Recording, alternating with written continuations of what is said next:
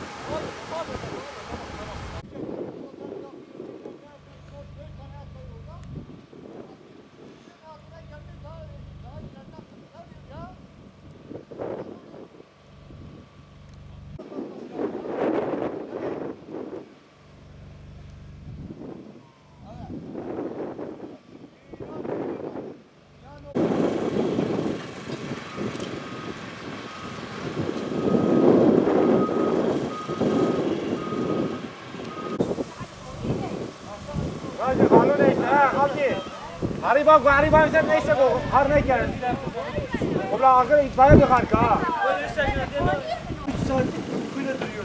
Bak senin ilçeni Cenab-ı Allah'ın izniyle sayın teyzeciğim senin ilçeni kamerasını aldık mı Yusuf?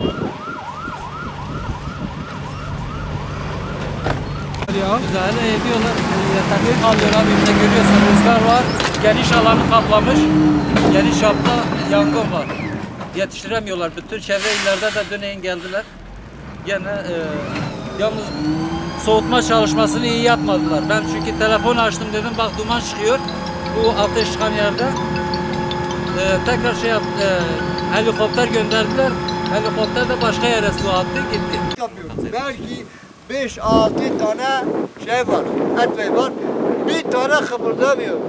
3 saat, 4 saat ateşle yanıyor bile. Bak bu meydan bütün ateş yandı. Bak bağlar orada, bizim bağlar da orada, bir bak burada var. Hepsi de yandı. Esva'yı müdahale yapsaydı zaten buraya gelmezdi. Bizim bir yerin yolu var, yolun bu tarafa gelmiyor. Ama bir nefesi ufak nefesi var.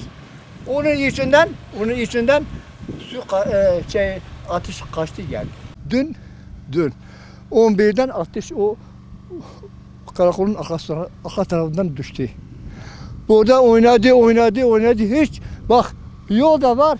Yolun altında bir nefes vardı. Nefeslik. Onun içinde geldi. Atmayı da üstünde. Yani oyna akşam oldu. Yine paydos etti gittiler. Sabahleyin bir helikopter baktım. Havada gitti geldi.